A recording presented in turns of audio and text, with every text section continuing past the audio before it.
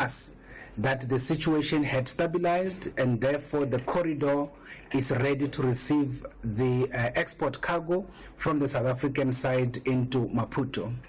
In terms of the processing of people, we just want to confirm that we are also continuing to process people, but the majority of the people we are processing are Mozambicans that are returning back to their country, as well as South Africans that are returning back to South Africa. On that basis, we would like to still discourage South Africans from going into Mozambique for holiday purposes, primarily because the situation still remains volatile. Thank you very much. That was the Border Management Authorities Commissioner, Dr. Michael Masiapato.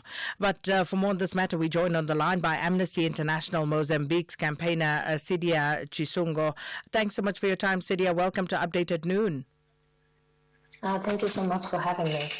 Sidia, if you could just give us a brief explanation of what exactly is the situation in Mozambique, and also as far as the protests go, what are those demonstrators doing at the moment? Thank you so much. So I think everyone has followed that after the elections on 9 of October, then the situation in the country started becoming tense, especially after the killing of lawyer Elvino Diaz on the 18th of October. People tried to go to the streets on 21st of October to protest the killing because Elvino Diaz was the lawyer of the candidate of opposition, Venancio Mondlane. People were trying to protest that, the violence, but also trying to pay tribute, and police did not allow that to happen in Maputo. And people were trying to go to the place where the lawyer had been killed. And when police started shooting and tear gassing, the entire city became people were protesting everywhere. So the situation got out of control. And on the same day, national journalists from Mozambique and also international were tear gassed also by police when they were interviewing candidate Venancio Mondlane. So since that day, I think people really understood that police is not really willing to let people protest peacefully. And what we have seen after 21st of October is an escalation. People started protesting more, police started using more violence in a very irresponsible way, let's say, because we have several cases of people being shot at home. They were not even on the streets.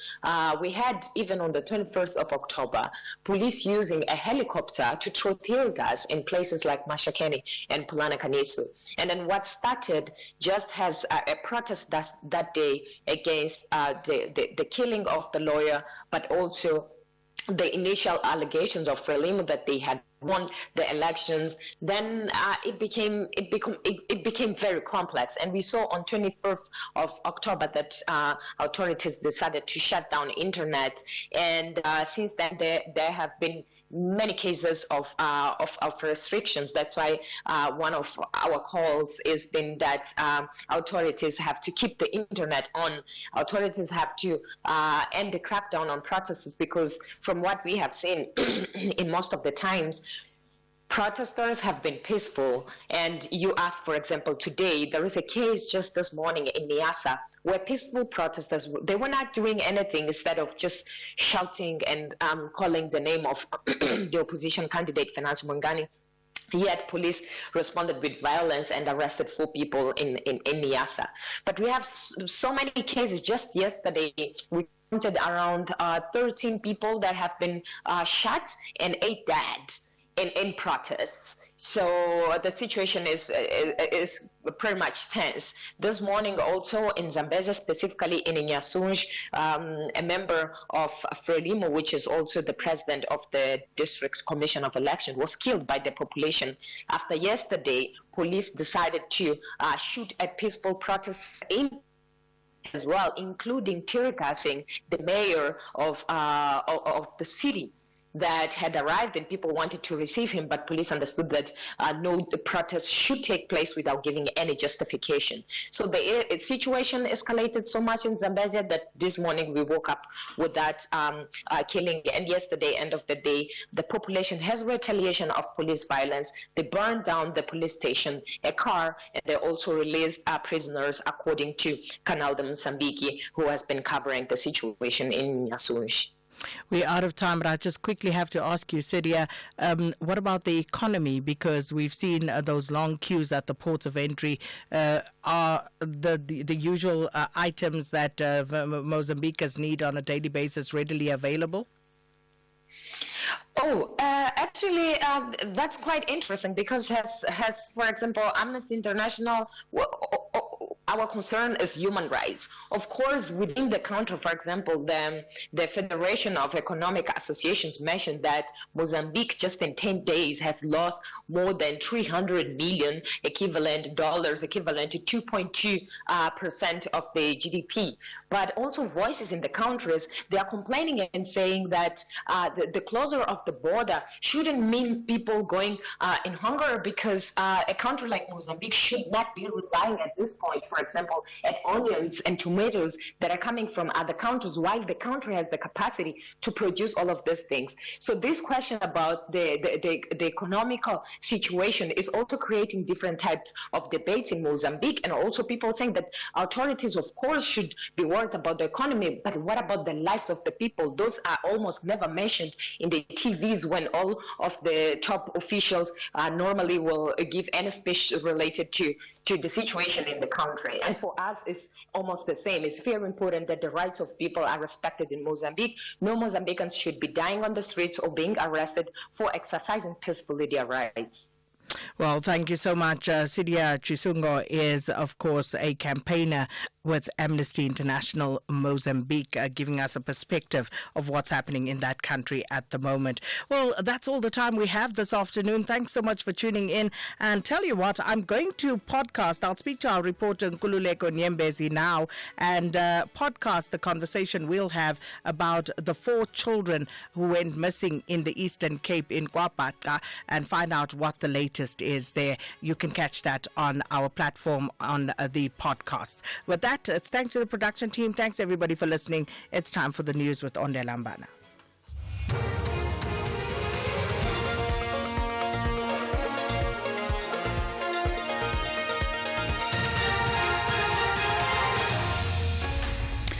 Thank you, Sakina and the team. Top stories at 1. South Africans warned to avoid travelling to Mozambique and Johannesburg Water to implement water reduction from tonight. For SAFM News, I am Onde Lambana, and a very good day. The Border Management Authority in South Africa has issued a warning to South Africans to avoid travelling to Mozambique due to the current volatile situation. The alert comes after protests in various regions of Mozambique yesterday. Opposition groups in Mozambique are demonstrating against the recent election results, which declared Daniel Chapo and his Frelimo party as the winners. These protests have resulted in disruptions at the Lebombo border post, which separates South Africa from Mozambique.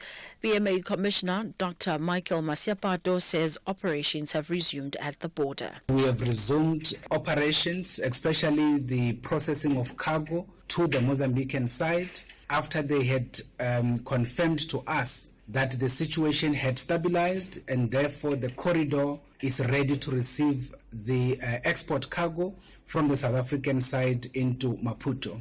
We just want to confirm that we are also continuing to process people, but the majority of the people we are processing are Mozambicans that are returning back to their country, as well as South Africans that are returning back to South Africa.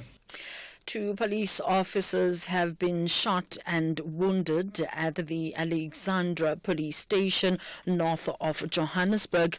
It is believed that a suspect was shot and killed, allegedly by the police, who were retaliating after the suspect fired shots at them.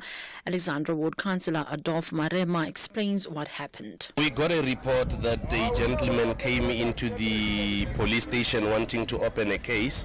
He was told that he must must wait a bit while they're still assisting others. I want to believe that he ran out of patience and was angered by the time that actually he waited. And subsequent to that, he went to grab a gun from one officer and he started opening fire at the police that were there at the charge office. And 2 police to that effect got injured. They are now rushed to the hospital. And he was now shooting, getting out of the station, and police were also responding with their guns also. Eastern Cape Police have issued a warrant of arrest for 3 suspects linked to the murder of the bodyguard of the Vice-Chancellor of the University of Fort Hare. Mboneli Vesele was killed while sitting in his vehicle outside the Vice-Chancellor's residence last year. Police spokesperson Athlenda Martyr says the suspects, Bafana Chiliza, Nkosiyazi Maphumulo and Sipiwo Jejane, are believed to be hiding in the Eastern Cape or KwaZulu-Natal. We do believe that these 3 suspects do have answers as to the motive and the reasons why and who exactly killed Mr. Vesele. So we are requesting them to hand themselves over to their nearest police station. If anyone has seen them, do contact the investigating officer. Johannesburg Water will start implementing water throttling from 9 o'clock tonight until 4 a.m. on Friday. This is part of measures taken to improve water levels at reservoirs. Johannesburg has seen increasing water supply disruptions due to illegal water connections, aging infrastructure, poor management and leakages. Water and Sanitation Minister Phemima Jodina has, however, assured South Africans that the country is not running out of water.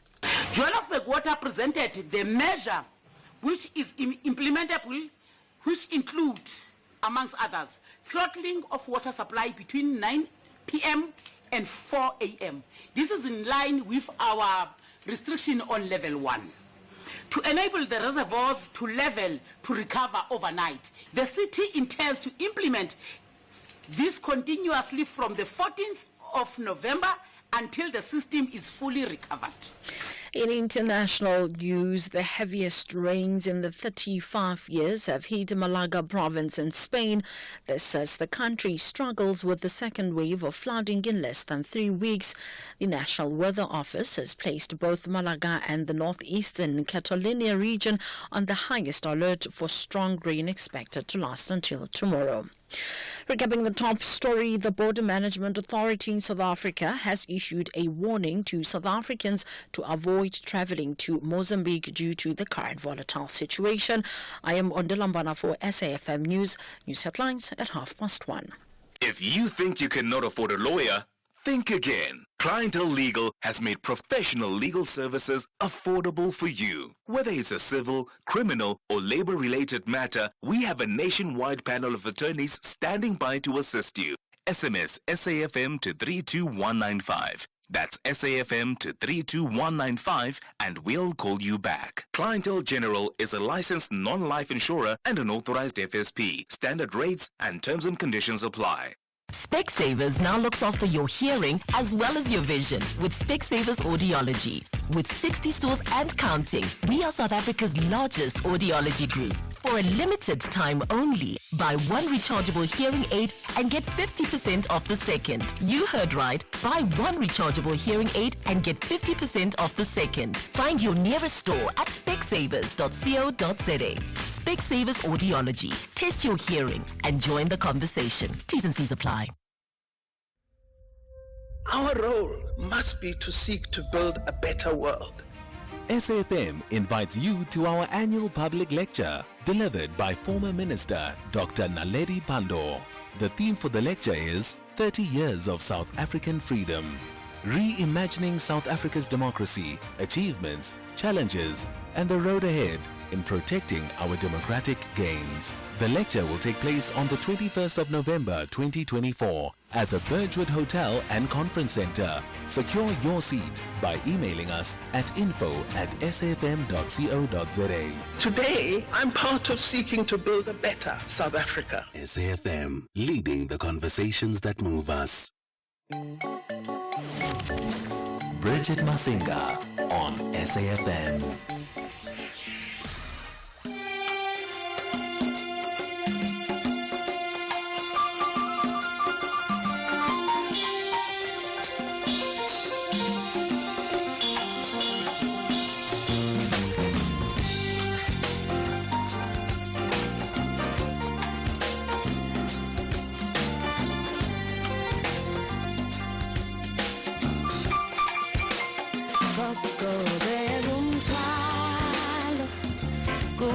uhlupeka little ghetto child ungazibulalisana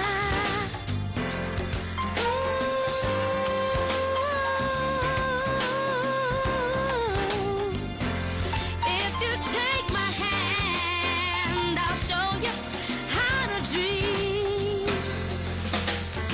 I find that long viyezakalento emsini kabawo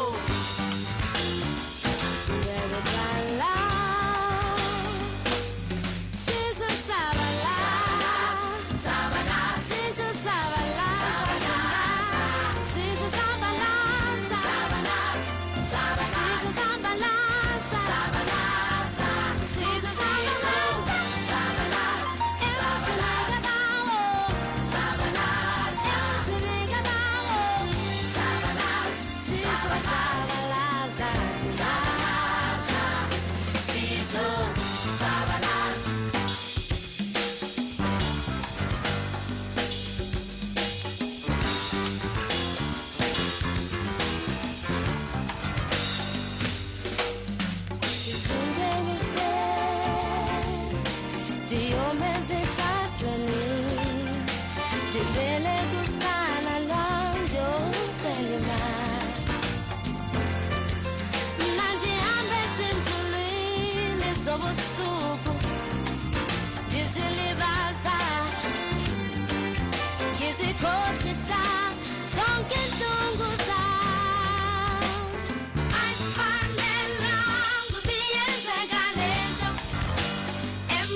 Kabawo ngekudala sizo sabala sabala sizo sabala sabala sizo sabala sabala emsini kabawo sabala emsini kabawo sabala hey sabala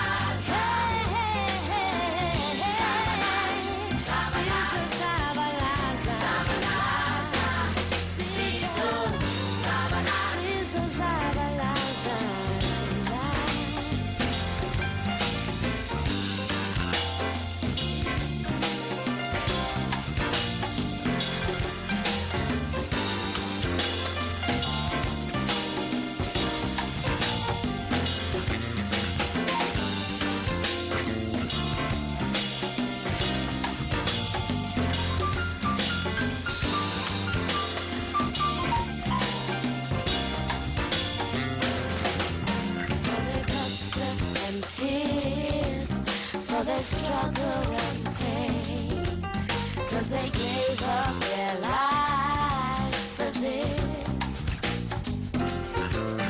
and it makes me wanna scream when I see things this way. Come and see what I see every day. Ooh, insana zilele zingadlanga maye maye intanga zami zibulawa yingculazi thina silale emikhukhwini emsini kabawo emsini kabawo mtheni kunje mtheni kunje nana mtheni kunje emsini kabawo thina siso sabala sabala sabala sabala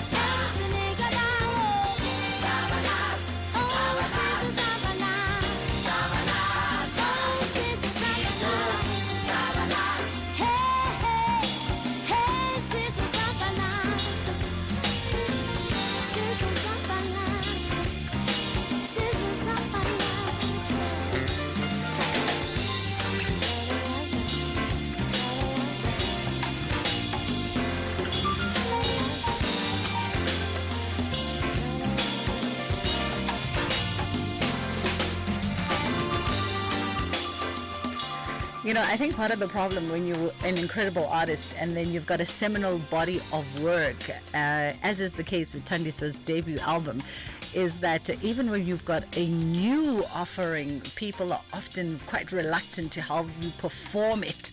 We happened to be in Durban together, and she was one of the performers at Starlight, and I could tell that folks really just were there to have the songs that they could sing along to, although she's got an incredible new album out, but people really wanted to hear the old stuff that they love so much. That is Thandiswa Mazwai with Zabalaza. That is how we kick off the show today, coming from her debut award-winning album that went multi-platinum, winning 4 South African Music Awards in 2005 and 2 Cora Awards, and of course a BBC World Music Award nomination. And she celebrated its 20th anniversary this year with a brand new offering.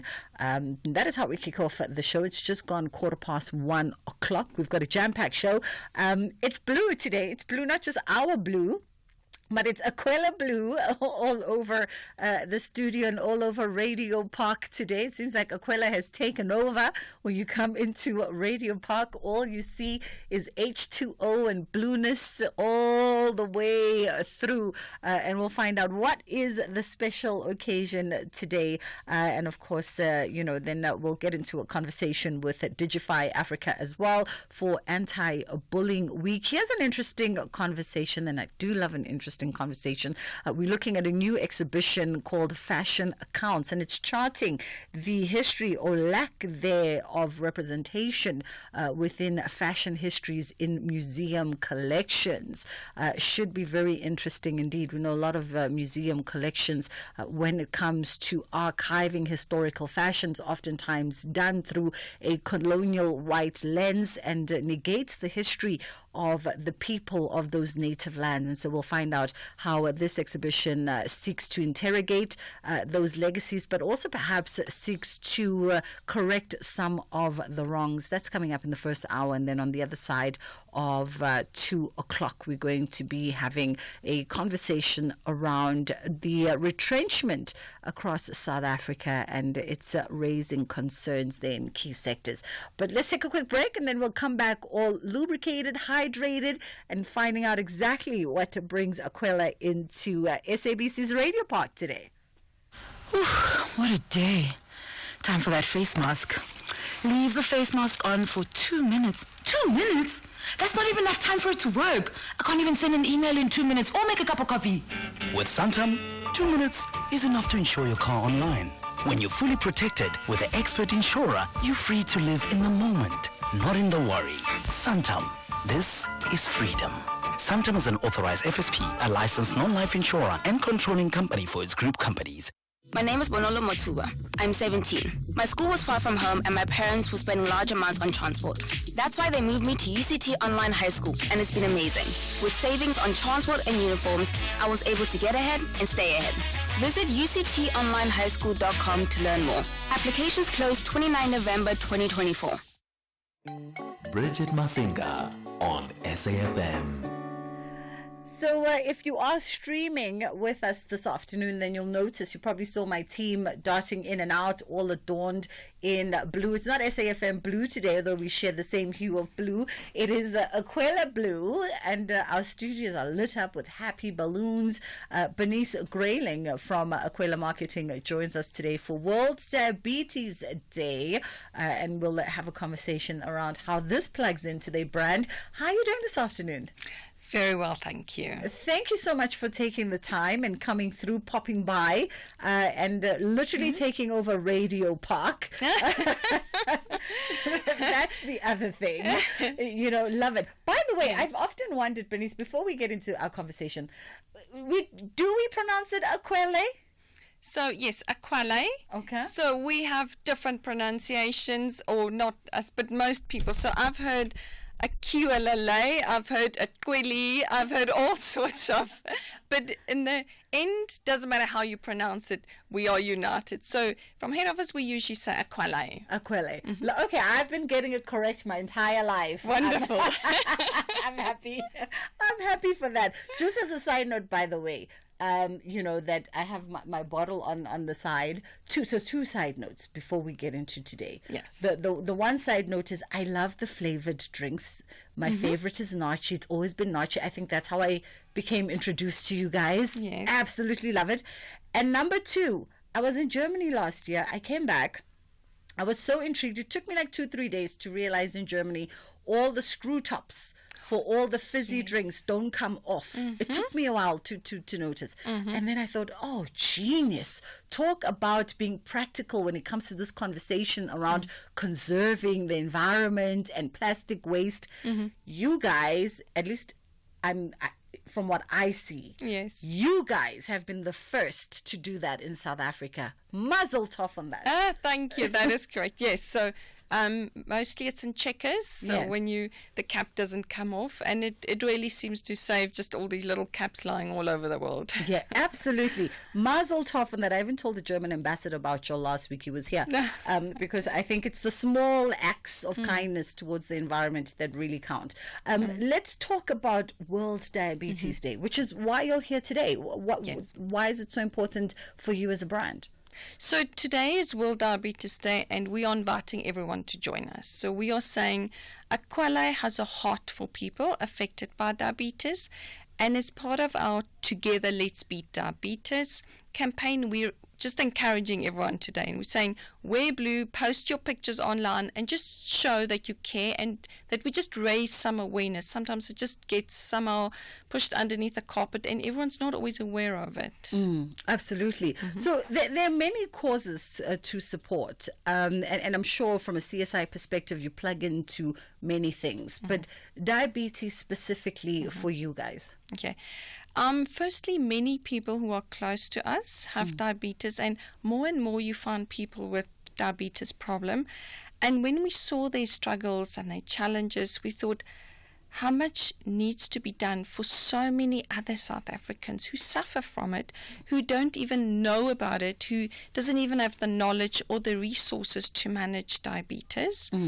Another thing is it's a silent killer in communities. Many people don't even know it and are never diagnosed before they really have severe complication, and then only something is being done. And then lastly, Aquale has a heart for people, for families suffering from diabetes, and we want to make a difference by creating awareness, showing that we care, and also just equip people to make them aware, go and get tested, and through that, with the right knowledge, much suffering can be prevented. Absolutely. Speaking of that knowledge, because I know in part, as much as you'll have come through to say hi today to all the radio stations, but you are here to also sort of magnify that important knowledge, message around knowledge. So what are the important things that we need to know, the things that we need to magnify around diabetes, and you know, the kind of information that we can then pass on to our listeners, and they can ultimately pass it on to friends and family? Okay, firstly, we need to recognize the symptoms. So symptoms such as somebody who's got excessive thirst. You drink, and you just somehow just stay thirsty. Another one is constant hunger, tiredness, very slow healing of wounds. You need to urinate frequently, unintended loss of weight, or blurry vision. Blurry vision seems to be quite a prominent symptom. And then another thing is, if you have any of these symptoms frequently, it's important to consult your doctor, visit your clinic, or get proper advice. Another last point I would mention is that you need to know that there are different types of diabetes. Try and figure out, a lot of it can be prevented if we just do a lot of exercises or drink water, but make sure that you get diagnosed. If you think you have diabetes, don't just say, I have diabetes. Go and check. Absolutely. And I mean, I think those are all the valid sort of things that we drive when we have this conversation around diabetes, because it is a silent killer, and so many people actually don't know that they are at risk, and it leads to quite the precarious situation. So how are we making a difference? How is Brand Aquele then plugging in and making this difference? Okay, so Aquele is educating people about living a healthy lifestyle, and we do it on different platforms. For example, social media, radio stations, taxi ranks. We've also, for the last 3 years, we've been setting up testing stations all over South Africa. Wonderful. For example, like at a macro or at a clinic. And then we offer free glucose tests. Wonderful. And we say, come, get tested, and then you know. So over 1,400 people have been tested to date for free, and several people that we've picked up have actually had a very high glucose level without even knowing that they have diabetes, because not everyone is going to necessarily go to a clinic and say, okay, I want to test for diabetes. So we're saying, come, it's for free, that you just get an idea, and if we see your glucose level so high, we say, all right, we think you need to go to the clinic, we need to think you need to see a doctor. So from this interaction on grassroots levels, we have realized anew how diabetes is a prevalent and critical issue in our community. Absolutely. And I think a lot of people are actually scared. Yes. A lot of people are scared because we kind of know the horrific side of diabetes, and so people just kind of bury their heads in the sand and not even go test. But with that said, we also live very unhealthy lifestyles as South Africans. Yes. We don't get exercise, we don't eat right, and people don't consume as much water as they should. Yes. Right? It's a real true fact. And we were talking to a professor last week. I'm forgetting Professor's surname now. We were talking to a professor last week who specializes in diabetes research and diabetes interventions. And we've spoken to him before, and he keeps driving this message of, as scary as some things are, but the positive of diabetes is once you know your diagnosis, and if things are not too late, we can put in lifestyle interventions to reverse it. There is the positive in learning early what's going on with you, right? And it's not a death sentence. For example, my grandmother was diagnosed with diabetes, and she lived up to the ripe old age of 93 with diabetes. So I think, as you say, if we are able to diagnose it, we're able to put in the correct procedures, it's not a death sentence and I'm going to be dying soon. So at least that helps a lot, that one can do things about it. Absolutely. All right, let's talk about, speaking of doing things, each one of us, we've sort of touched a little bit on lifestyle changes, but what else are you advocating for? All right, so a few things. Living a healthier lifestyle, which helps beat diabetes. It reduces your risk of getting type 2 diabetes, and it helps you manage better if you already have diabetes. And I know we tend to be a lot, especially after COVID, we tend to be inside, to just go out, go for a walk, go for a jog. It's also important to share the knowledge with your family and friends and neighbors to help them and prevent suffering and loss of life. So if we see in our communities where we stay, if we see somebody who's just losing weight or something, to try and have a conversation with them and say, my friend, maybe you should go and test. 4 things for living healthier lifestyles. Number 1, get tested and speak to your doctor or clinic. Secondly, choose water. And I know this is a hard one, especially for me in winter. Rather drink water, not sugary drinks, no sugar in your tea or coffee. Water helps to regulate your blood sugar levels. And if I'm correct, we're supposed to have up to 8 glasses of water a day. So I would encourage everyone to make an effort for that. Then eat healthy. So less fatty stuff. Sugary foods is quite a big no-no. More greens, more veggies, whole grain, and grow your own vegetable garden. So have a small patch where you just do a bit of veggies, and that would really help a lot. And then get active. Exercise helps control blood glucose and really reduces stress. So In our busy lifestyles that we have, it is often important, even if one just starts going for a walk every day. So true. So diabetes can be a difficult disease to live with, and it can be a lonely struggle. But there is help available. Aquila cares about people affected by diabetes, and we support and we say, let's beat diabetes. There we go. Let's beat diabetes. We absolutely can. And we can all join in and make the difference. And Aquila is actually asking you to wear blue and post your picture online and tag them as well. Is this the hashtag Wear Blue for Diabetes? Yes, correct. Hashtag Aquila or hashtag Wear Blue for Diabetes. Wonderful stuff. Thank you so much for coming through, Bernice. Much, much appreciated. That was Bernice Grayling. She's marketing there at Aquila, part of the marketing team, and of course they are all over our Radio Park building this afternoon, painting the entire building blue. It's time for us to catch up with Ondela and the headline news, and then we'll come back in just a minute and we'll get into a conversation with Digify Africa. Thank you, Bridget, and congratulations on your nomination on the Radio Awards in the news headlines. Police Minister Senzo Mkudu, together with representatives of the Defence Ministry, are expected to visit Stilfontein area near Klerksdorp in the northwest tomorrow. The Border Management Authority in South Africa has issued a warning to South Africans to avoid travelling to Mozambique due to the current volatile situation, and 2 police officers have been shot and wounded at the Alexandra Police Station north of Johannesburg. A full update follows at the top of the hour. If you think you cannot afford a lawyer, think again. Clientele Legal has made professional legal services affordable for you. Whether it's a civil, criminal, or labor-related matter, we have a nationwide panel of attorneys standing by to assist you.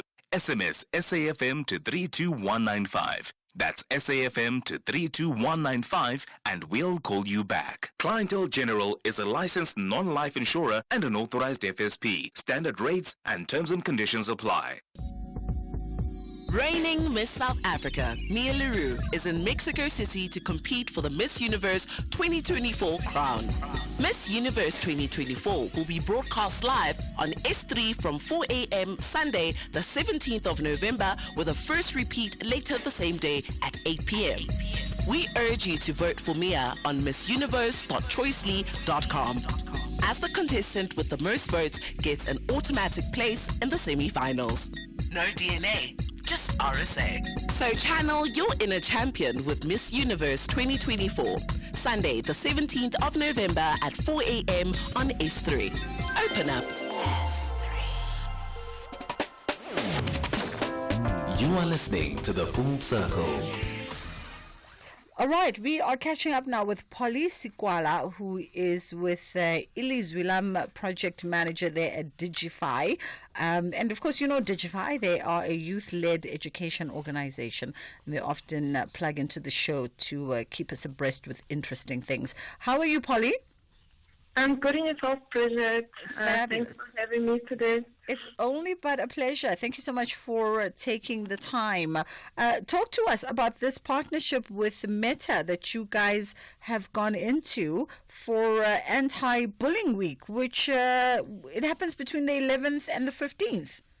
Yes, that's correct. So this week we are raising awareness around anti-bullying, and as part of us being proactive in that space, we are actually hosting an edutainment event this coming Saturday, which will be at the Jablani Safe Hub in Soweto. Yeah. So we've also partnered up with the Safe Hub and one of the local organizations called Salso. And together we're just going to be bringing together young people, parents and educators, and talk about matters that are pertaining to bullying, and mainly cyberbullying, because a lot of our work is focused on the digital space.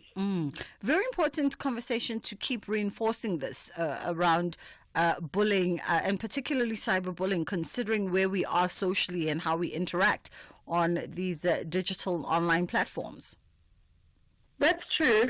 And I often say that we don't have much of these conversations, and this is why we always encourage that parents, educators constantly talk to the young people about bullying, because this is something that is quite big in schools. And if we cannot find ways to work together to aid this, then honestly speaking, there is no solution to the matter.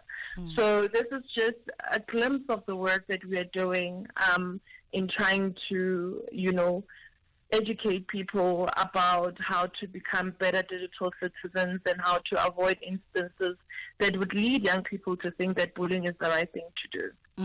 Now, with your program, Elise Wilam, you guys are basically, on the ground. You have your feet on the ground in community. And how impactful has it been by way of teaching folks, around cyberbullying awareness and internet safety? Because that's the other conversation that's straddled to this conversation around bullying is the safety element online. It's been very, the program has been very effective, considering that we have been running it since 2018, obviously in partnership with Meta. So we have trained over thousands of young people on a provincial level about how to stay safe on the internet. And not to forget that these are free sessions that we try to work collectively with mainly township and rural peri-urban schools, in order for us to bring these informative sessions into the schools and talk about, like I said, how to become a good digital citizen, privacy as a young person on social media, cyberbullying. So those are some of the topics that we teach young people about and have conversations about, so that they know that they can easily navigate the internet without them feeling like, it's a space that's hostile, or they can go there and pretend to be people that they are not. One of the messaging that we always say is that what you do on the internet, think about it in real life. Would what you're doing to the next person on the internet, or how you engage on the internet, be the same way that you do it in a face-to-face setting? Absolutely. Let's talk about also the sort of the crucial role that digital literacy plays in this conversation, particularly around young people, because I get the sense that a lot of young people think that, online is not a real world. That is a big problem. And like I said, digital literacy is one of the biggest things that I really truly hope that as people we should be interested in learning more about. The scams that happen on the internet, and everything is moving into the digital space. Everything is moving into that space. So imagine if you are not well equipped, if you are not well read, if you are not well prepared to navigate that space, it becomes a challenge, because you wouldn't know how to protect yourself in instances where harm comes your way. So I'm not even going to just say that it's something that as a young person you should focus on. It's for everyone. It's for everyone. Transactions happen on the internet where we don't even physically have to go to stores anymore. We can just, buy things. But how are you going to navigate that if you don't learn about how to be safe on keeping your information safe on the internet? So digital literacy is important. And I think as South Africans, we should be hungry to learn more about it. Absolutely. Your WhatsApp chat box, Kitso, is it plugging into, this conversation and working on providing supportive interaction and measures for young people facing cyberbullying?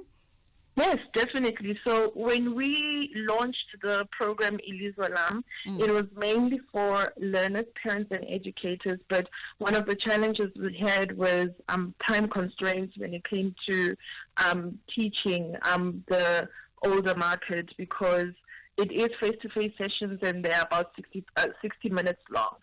So in order for us to work around that, we decided why not create a WhatsApp bot where, you can learn at your own time, at your own pace, start and stop when you need be, but you still get to learn, So that's where the Gitsa bot comes in. It is a digital literacy bot where people can just save the number, start learning, and get the certificate at the end of the learning. Yeah. Let's touch on, as we begin to wind down, let's touch on your event that's happening in Soweto at the Jabulani Safe Hub Center. Tell me more about that. It's happening this coming weekend, right, on the 16th? That is correct, and it's actually our second annual anti-bullying awareness event. So, as mentioned, it's going to be happening at the Jabulani Safe Hub in Soweto, and we're going to be engaging a few schools in the Soweto community. We're looking at learners, parents, and educators, and given that, it's just going to be a day that's going to be filled with educational, entertainment, conversations around bullying, and general learning and teaching of the audience that will be part of it.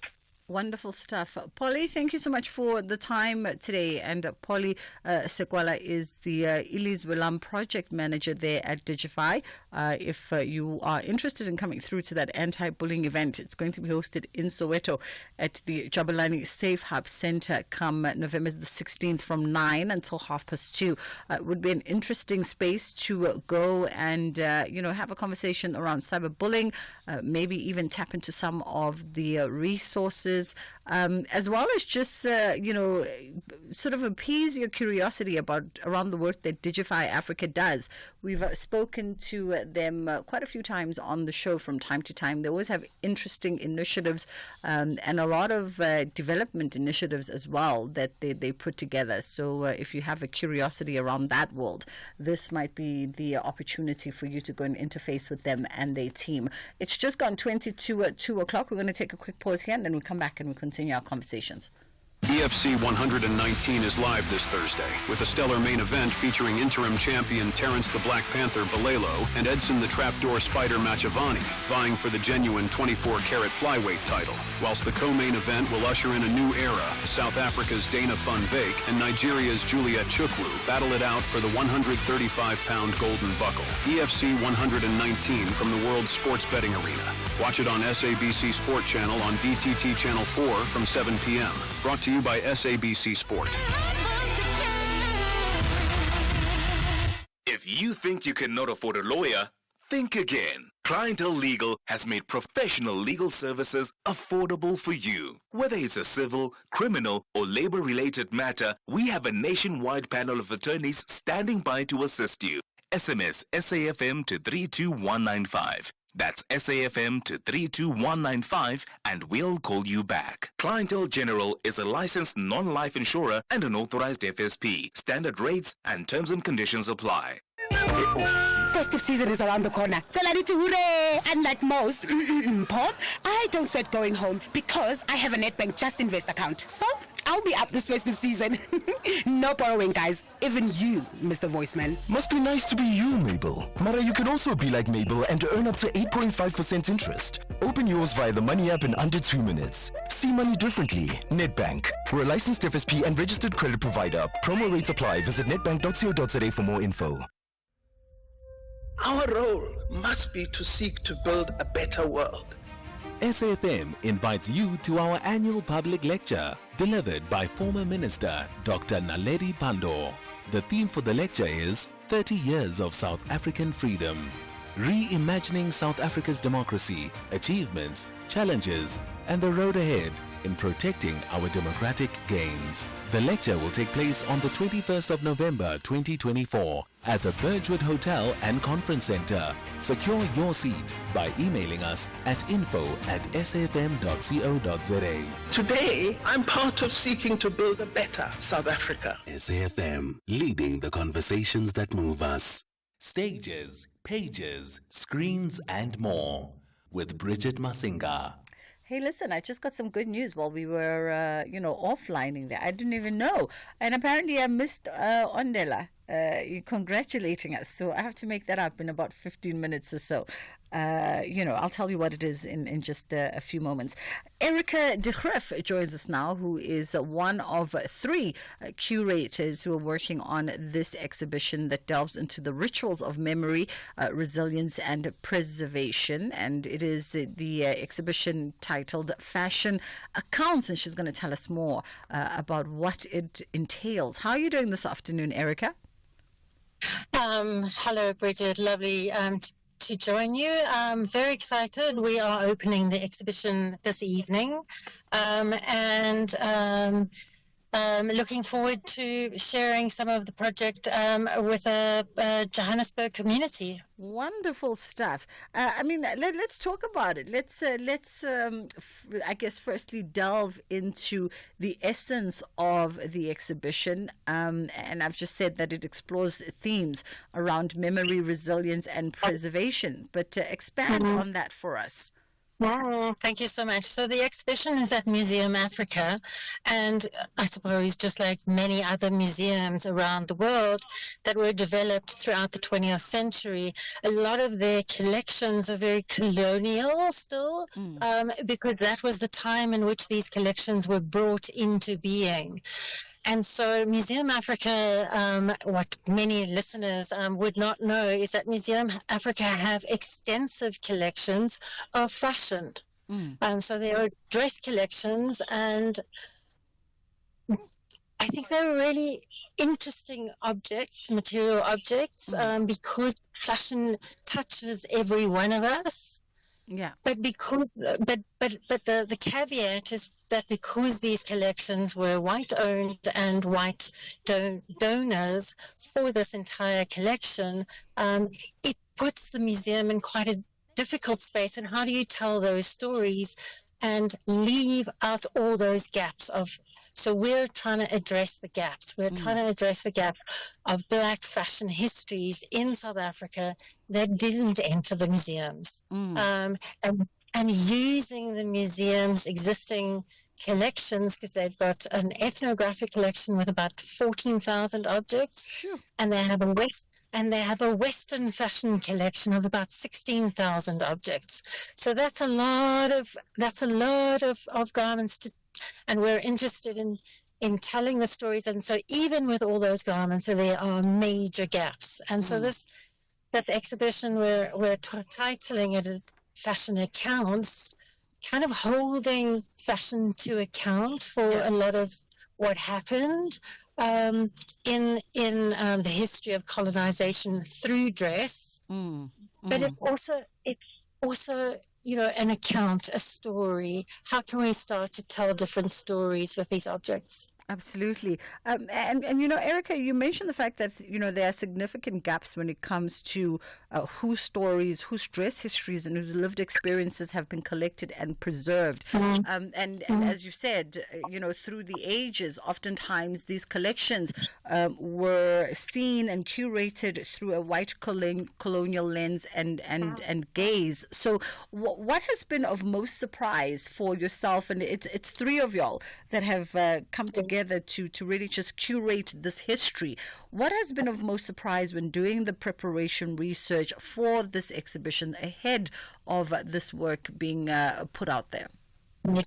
Yes. So the impetus, or one of the starting points of the exhibition, was a really important body of work created by the Sartists, which was created in 2014. So one of the surprises of this exhibition is we've been working with Wandile Foto and Alison Maloney and myself. We've been working for the last 4 years in researching this and just sitting with the troubles of this collection.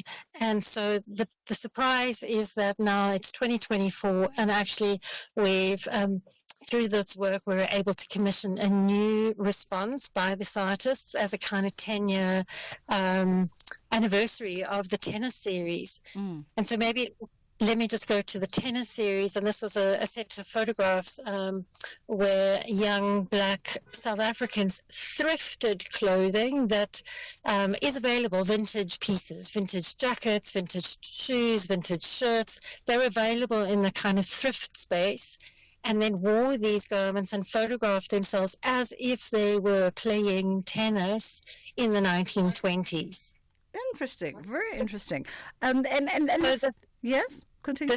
This is a way of dealing with those gaps, because we don't have images of black youth playing tennis in the 1920s. There's one photograph that inspired that project by this artist, and it was a photograph in Santomo for King's black photo album of the tennis playing brothers from the 1920s. So these histories did exist, they just did not enter the record. Yeah, absolutely. And I just want to, I'm quite interested in the exploration of the role of fashion and textiles in our stories, and the importance sort of capturing the essence of a people by the fashions that they wear or wore, or the textiles that were used at a one particular time. So, and this is the other layer of this exhibition, is we're also trying to bring together what is stored in the museum and in the public imagination as well, is these two very distinct categories of Western fashion and traditional fashion. So this idea that the Western fashion is of one sort, and then anything tradition is not fashion. So these museum categories that continue 30 years after the end of apartheid still to govern the way in which we think about tradition and traditional textiles. And so in this exhibition, we're also trying to think through what would it mean to think with tradition and fashion. Yeah. Very interesting, and can't wait to really just set one's eyes on this exhibition. Erica de Kref, thank you so much for the time. And Erica is one of three curators that have come together to put this exhibition out there at Museum Africa, is where it's going to be hosted, and it opens tonight. It's just gone 10 to 2 o'clock. Let's have a quick pause here, and then we'll come right back. The National Pulse, weekdays, 3 to 6 p.m. Your organization, the All Truck Drivers Forum, you are not shutting down. Why are you not doing so? What is your position compared to the others then who are? For now, I would just state that within the organization itself, we are having those internal factions amongst us as an organization, which we still need to sort out. And when you look at the timing of the shutdown, to call a shutdown in this time of the year, whereby drivers are looking in terms of getting those incentive bonus and all of that, and putting them at risk now of not getting those incentives or even not being employed at the end. By the time the year ends, some of the drivers, if it was a successful shutdown, some of them would have lost their jobs. Gugu Sokelam, the Secretary General of the All Truck Drivers Forum and Allied South Africa. The National Pulse with Ashraf Garda. All podcasts can be downloaded on safm.co.za. Bridget Masinga on SAFM. It is the full circle. Myself, Bridget Masinga on SAFM, and of course we are about to get into a conversation now around cardiovascular disease and protecting communities from the world's biggest killer. And this conversation is brought to you by Novartis, Reimagining Medicine. And we're catching up with Professor Ngoba Tabetse now, who's academic head of cardiology. How are you doing this afternoon? Good afternoon, Bridget, and good afternoon to your listeners. Thank you so much for taking the time. Knowing the difference or the different preventative steps and changes in lifestyle can actually be all the difference in one avoiding cardiovascular disease. But I guess before we get there, just a quick little snapshot of when we're talking cardiovascular disease, what kind of category of diagnosis are we looking at here? All right, thanks, Bridget. So cardiovascular disease are really any conditions of the circulatory system. So we're looking at diseases in the brain that could involve conditions such as stroke, which we're very familiar with. In the lung, this involves conditions like pulmonary embolism, where the blood vessels in the lung get blocked by clots. And in the heart, we're looking at conditions like a heart attack, where the coronary arteries of the blood vessels giving blood supply to the heart get blocked. But it's also beyond that. It also includes hypertension, rhythm abnormalities like atrial fibrillation, where the heart beats irregularly, and also peripheral vascular disease. I'm sure you may have seen some patients living with long-term diabetes complications or peripheral vascular disease where the blood flow to the legs are not great, and they may even end up needing their foot or the below knee or above knee amputation being cut off. So it's really a mixed bag of conditions which are ever becoming so important as they are now increasingly the number one causes of morbidity and mortality in South Africa. Sure. All right. So how does sort of knowing the different preventative steps and changes actually help one avoid, some kind of cardiovascular diagnosis? Yeah, so I think it's all boils down to lifestyle. And if I were to try to be philosophical and just to sum it up, I think one of the greatest onslaughts that we're seeing globally, and South Africa is following very closely, typical to what the West is doing, is obesity. And with that comes hypertension, comes high cholesterol levels, dyslipidemia, comes a high risk of heart attacks, and then also some bad habits, smoking, excessive intake of salt, which also drives hypertension. And this is not table salt. Many people think when we talk about salt intake, we're talking about table salt. Table salt is included, but most of the time it's the preservatives in a lot of foods that we eat that have a lot of salt added to preserve the food. So a lot of that, and that's what really increases the prevalence of these conditions. A lot of people often want to, know from these conversations, so what kind of questions should I be asking my doctor? Because you can go in for a checkup, but sometimes, you're not looking for anything specific. You're just going because you have the flu.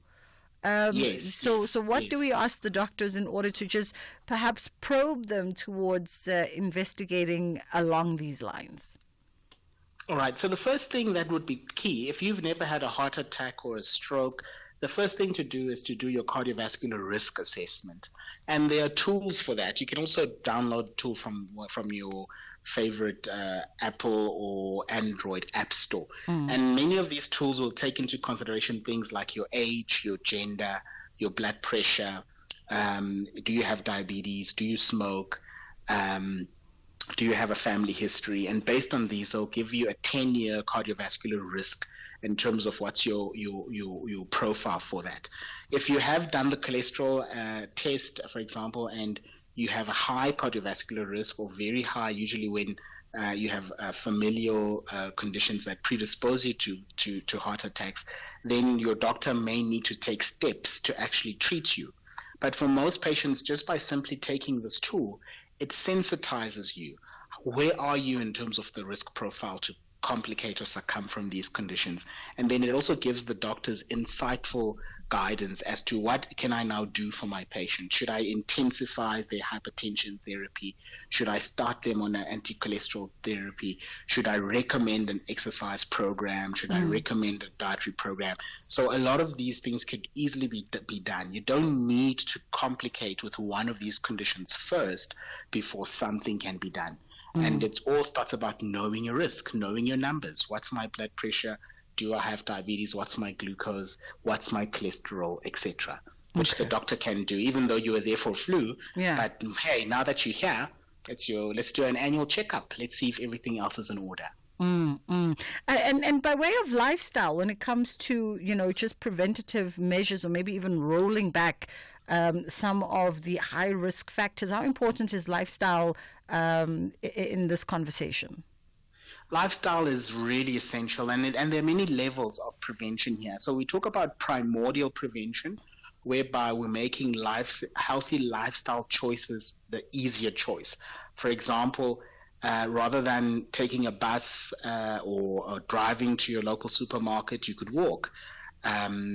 regulating the amount of fat content in our routine stable foods. You look at bread, for example. What's the sugar content? What's the fat content? What's the salt content? So those are things that we can do at a high level, at a population level, to try and prevent and making these choices even better.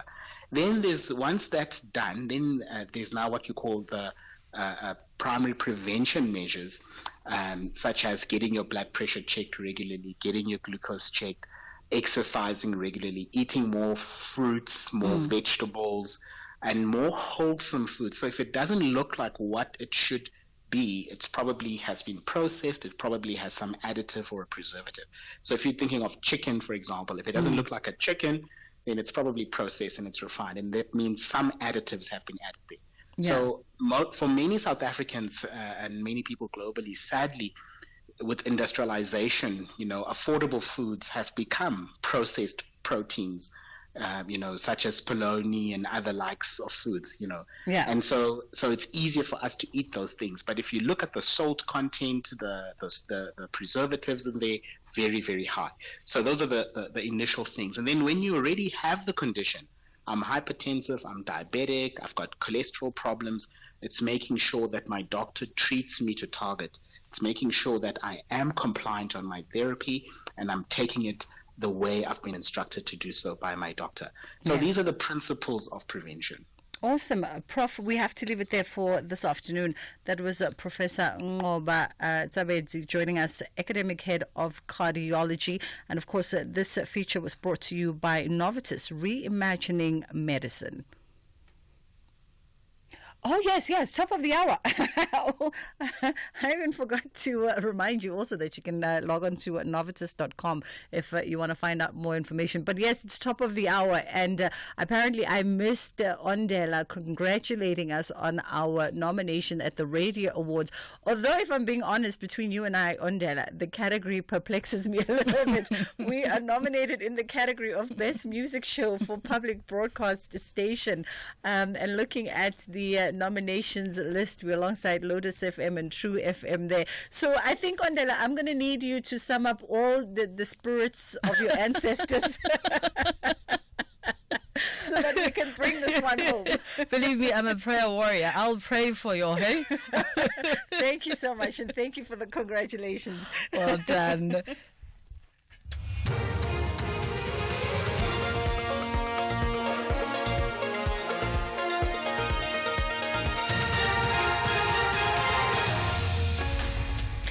Thank you, Bridget. Top stories at 2. Police Minister expected to visit Stilfontein tomorrow, and South Africans warned to avoid travelling to Mozambique. For SAFM News, I am Ondela, and a very good day. Police Minister Senzo Mchunu, together with the representatives of the Defence Ministry, are expected to visit the Stilfontein area near Klerksdorp in the northwest tomorrow. This comes after residents took it upon themselves to rescue what they say are about 4,500 illegal miners underground at a shaft in Stilfontein. One body was retrieved today, while 5 people were brought to the surface yesterday. It's believed the miners have been underground for several months without food and water. Spokesperson for the Police Ministry, Kamohelo Mokgotsi, elaborates. The visit seeks to interact and engage law enforcement agencies on the ground, engage the Northwest government and mining leadership, including other relevant stakeholders, and to further assess progress on the ground, challenges, and work out appropriate responses. The visit will further reinforce government to uphold law and order and stop any unlawful activity. The Border Management Authority in South Africa has issued a warning to South Africans to avoid travelling to Mozambique due to the current volatile situation. The alert comes after protests in various regions of Mozambique yesterday. Opposition groups in Mozambique are demonstrating against the recent election results, which declared Daniel Capo and his Frelimo party as the winners. These protests have resulted in disruptions at the Lebombo border post, which separates South Africa from Mozambique. BMA Commissioner Dr. Michael Masiabato says operations have resumed at the border. We have resumed operations, especially the processing of cargo to the Mozambican side. after they had confirmed to us that the situation had stabilized and therefore the corridor is ready to receive the export cargo from the South African side into Maputo. We just want to confirm that we are also continuing to process people, but the majority of the people we are processing are Mozambicans that are returning back to their country, as well as South Africans that are returning back to South Africa. 2 police officers have been shot and wounded at the Alexandra police station north of Johannesburg. It is believed that a suspect was shot and killed allegedly by the police who were retaliating after the suspect fired shots at them. Alexandra Ward Councillor Adolphe Marema explains what happened. We got a report that a gentleman came into the police station wanting to open a case. He was told that he must wait a bit while they're still assisting others. I want to believe that he ran out of patience and was angered by the time that actually he waited.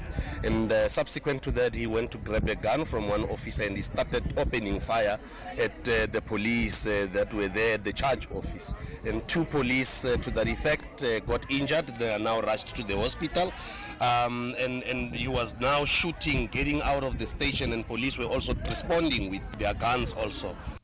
Johannesburg Water will start implementing water throttling from 9 o'clock tonight until 4 a.m. on Friday. This is part of measures taken to improve water levels at reservoirs. Johannesburg has seen increasing water supply disruptions due to illegal water connections, aging infrastructure, poor management and leakages. Water and Sanitation Minister Phemi Majadina has, however, assured South Africans that the country is not running out of water. Johannesburg Water presented the measure which is implementable, which includes, amongst others, throttling of water supply between 9 p.m. and 4 a.m. This is in line with our restriction on level 1. To enable the reservoirs to level to recover overnight, the city intends to implement this continuously from the 14th of November until the system is fully recovered. In international news, Human Rights Watch says Israel's forced displacement of Palestinians in Gaza has been so widespread and systematic that it amounts to a war crime and crime against humanity.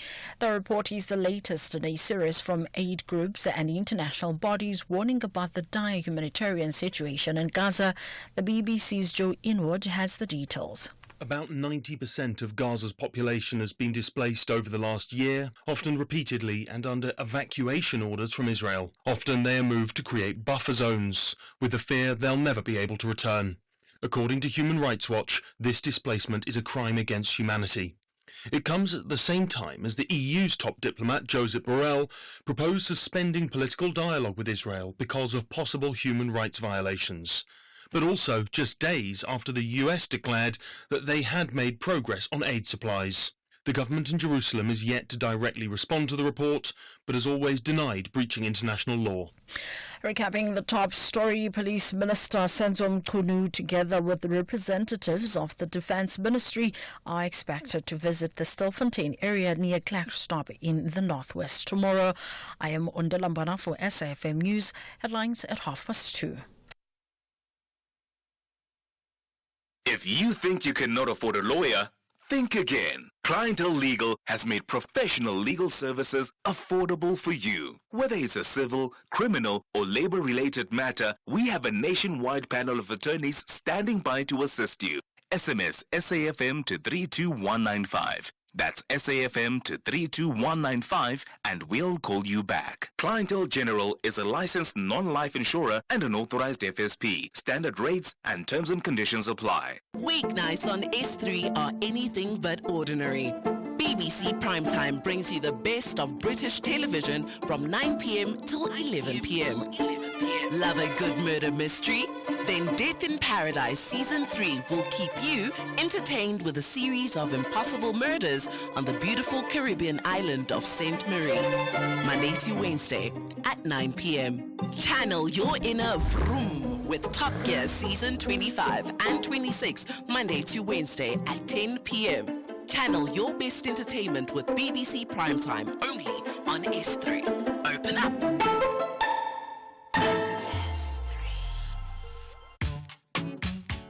Full Circle with Bridget Masinga, Monday to Friday, 1 to 3 p.m.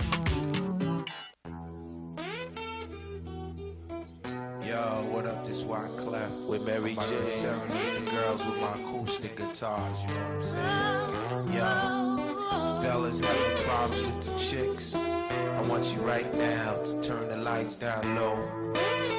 Pull your girl up next to you. I want you to sing these words. If Steph comes for me tonight, girl, I want you to know that I love you. And no matter how tough I would appear, only to you I would reveal my tears. See, tell the police I ain't home tonight. Messing around with you is gonna give me life. But when I look into your eyes, man, you're worth that sacrifice. Yeah, yeah. If this is the kind of love that my mom used to warn me about, man, I'm in trouble. I'm in real big trouble. If this is the kind of love that the old folks used to warn me about, man, I'm in trouble. I'm in real big trouble. I need y'all to do me a favor. Someone please call 911. Pick up the phone, yo. Tell them I just been shot down. And the bullets in my heart, and it's piercing through my soul. I'm losing blood, yo. Feel my body getting cold. Someone please call 911.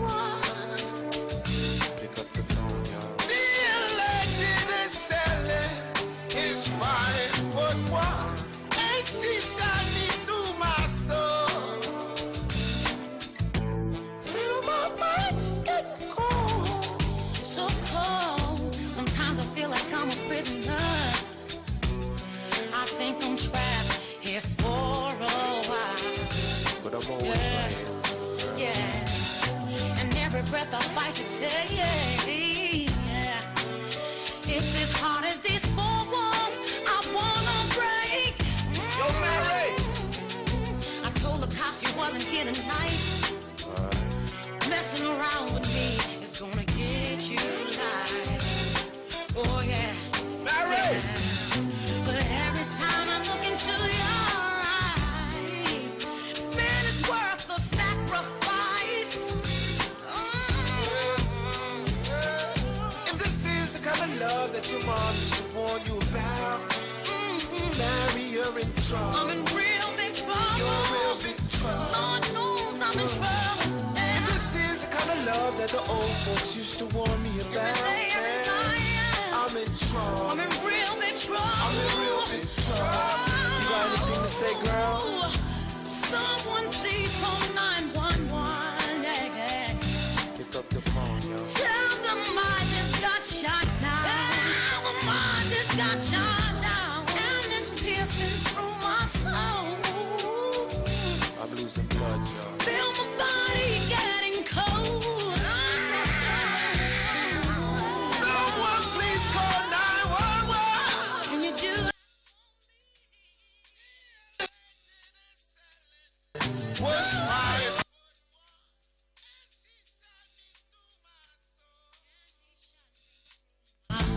Feel my body getting cold. He didn't worry, he didn't wonder. Why clap with Mary J. Blige? I'm feeling it, girl. I understand. Can you do it? Will you do it? Will you do it? Will you do it? It is Wyclef Jean featuring Mary J. Blige on this one. 911 is the name of the song. It reached number 38 on the US Billboard Hot 100. And weirdly enough, it also did incredibly well in Norway and Sweden. But I say weirdly enough, if you are an audiophile and person who's into music in that way, you probably know that a lot of the biggest music producers and music production companies are actually in those Scandinavian countries, the likes of Norway, Sweden, even Germany as well, right? And you kind of wonder, what is it? What is it about those territories that make them so good at actually creating music and music across the board? That is how we enter into our 2 o'clock hour. We're still going through some of those radio awards lists, and I think we got a few of our newsreaders that have actually been nominated, so we're going to give them some shout outs as the day goes by. Right now we are looking at the rise in retrenchments across South Africa, and of course this is a cause for concern. We saw those unemployment figures come out by Statistics South Africa just a day or two ago, and though there's been a slight improvement here and there, it really has not made a significant difference at all, and it's not cause for us to relax, especially when it comes to certain sectors. We've got Titus Wessels joining us now, Managing Director at Strategy Labour Solutions, to walk us through this conversation. How are you doing this afternoon, Titus? I am very well, Bridget, and how are you doing? And good afternoon to all the listeners. I'm great. Thank you so much for taking the time. So we're seeing this worrying trend of increased retrenchments across multiple sectors. But perhaps before we even go there, just from your professional perspective, give us some thoughts and observations in as far as those latest unemployment statistics by Statistics South Africa.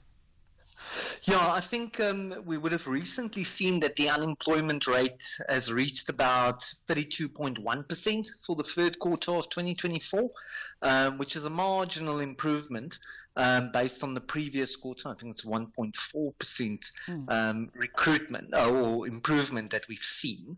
But the number of unemployed persons have increased by 294,000 to approximately 16.9 million in quarter 3 of 2024, which is obviously a quite worrying statistic.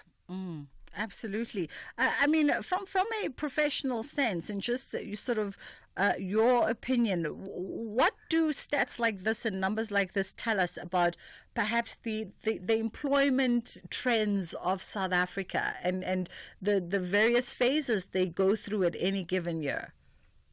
Yeah, I think what this tells us is that the economy is tough for many businesses, and where we've seen, I would say over the past year, quite a big increase of people with specific skills looking for opportunities elsewhere. So you've got these key skill sets there of people immigrating out of South Africa, trying to build a better future for them, and then you still have businesses in South Africa that are struggling on a day-to-day basis, trying not only to adapt to the new technologies that are being brought in, but also dealing with other aspects impacting on their businesses. It's only recently that inflation has kind of come down, but before that we have seen interest rates being high, inflation being high, etc. So all these things play an impact on businesses, and it makes businesses reluctant to either employ people, or it's forcing businesses to relook at their structures and potentially downsize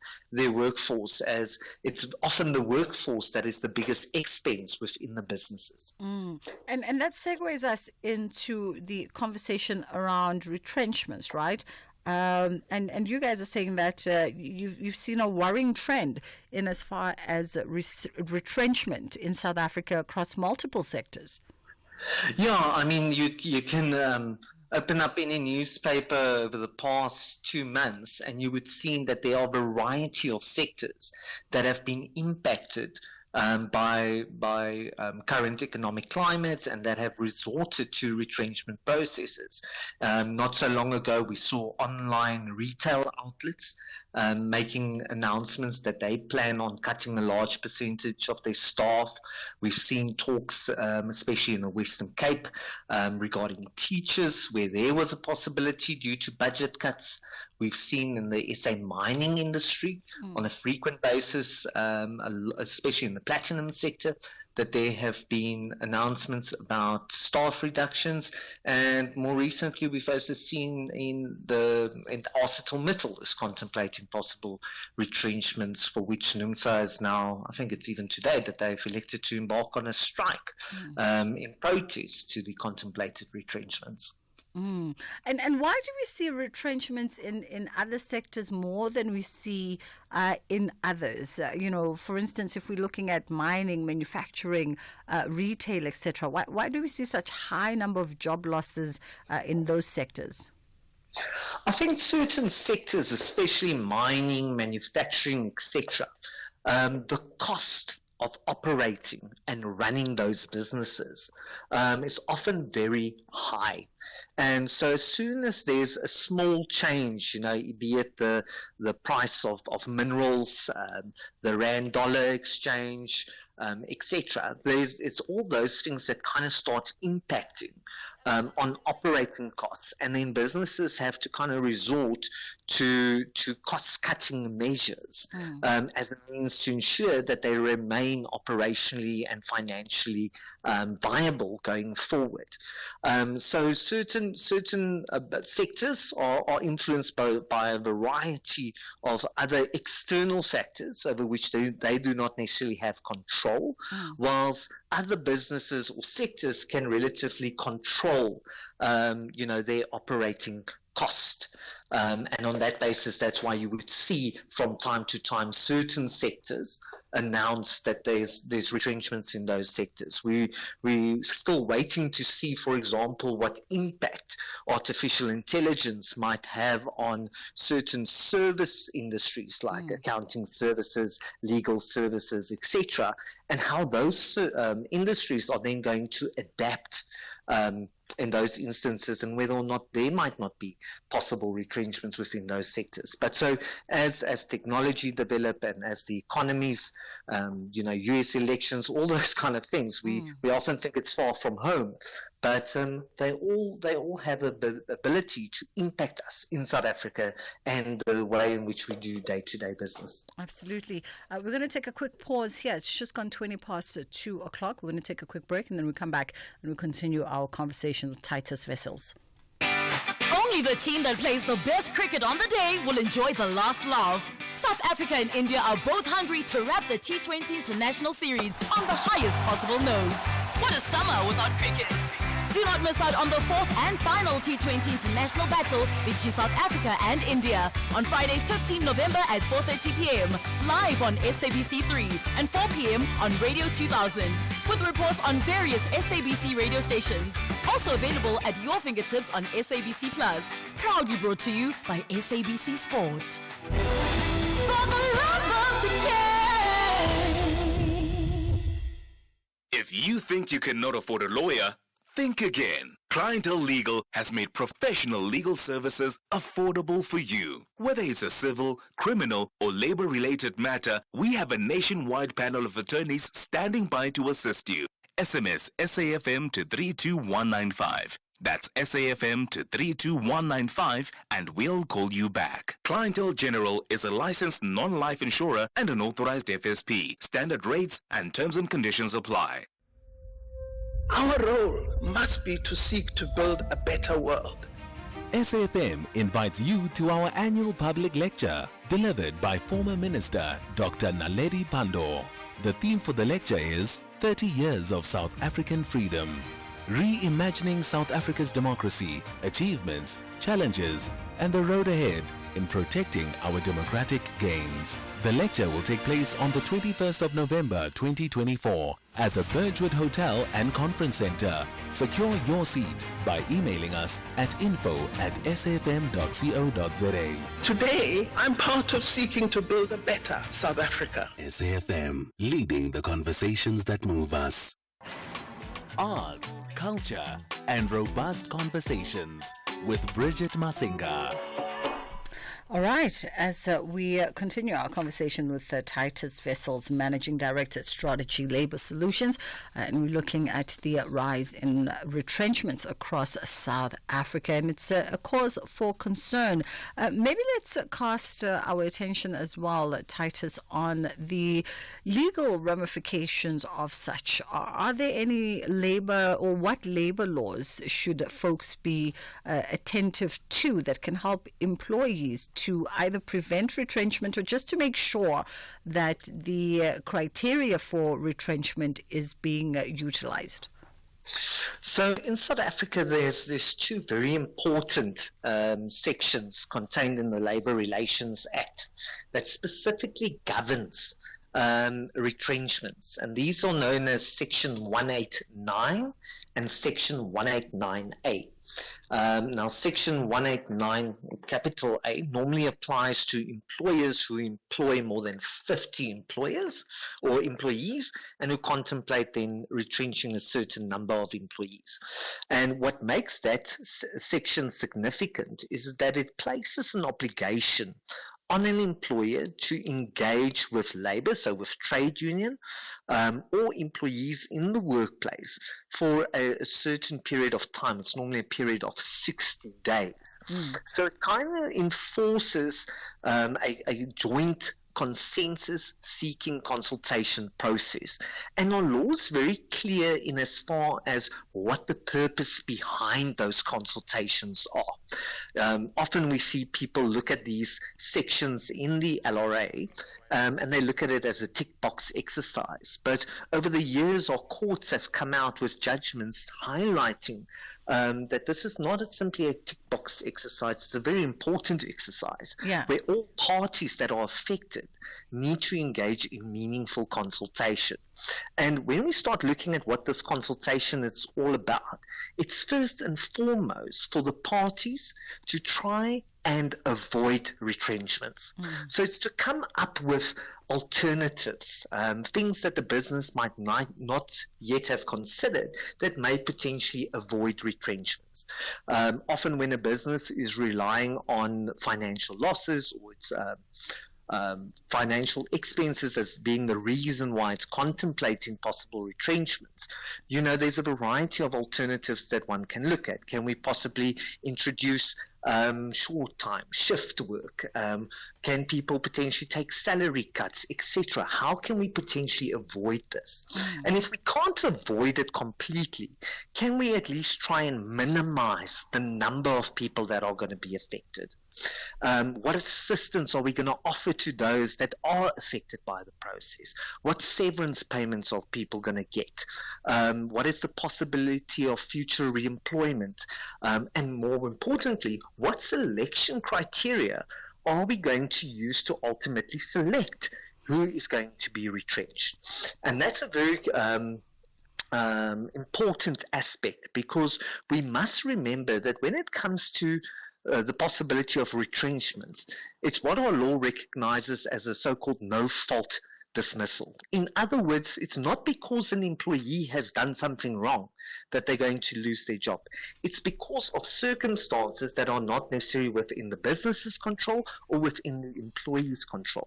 So we have to be fair when it comes to selecting employees for retrenchment. And there's obviously a variety of selection criteria that needs to be discussed and engaged upon in order to ensure that the most objective and fair criteria is used, which in most cases we know as LIFO, or last in, first out principle.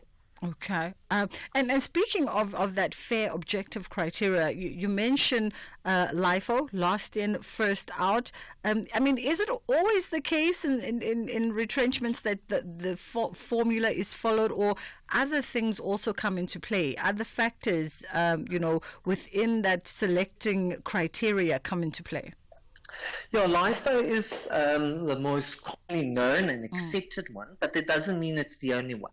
We often look at skills retention as well as being an important criteria to say, as a business, we would like to retain certain skills, people with certain qualifications, because they would be better suited to fulfill certain roles, especially in circumstances where certain positions are being rendered redundant, you would like to keep possibly the most qualified or skilled person to now fulfill a role that was previously filled by 3 people, as an example. So that becomes a criteria that often people look at.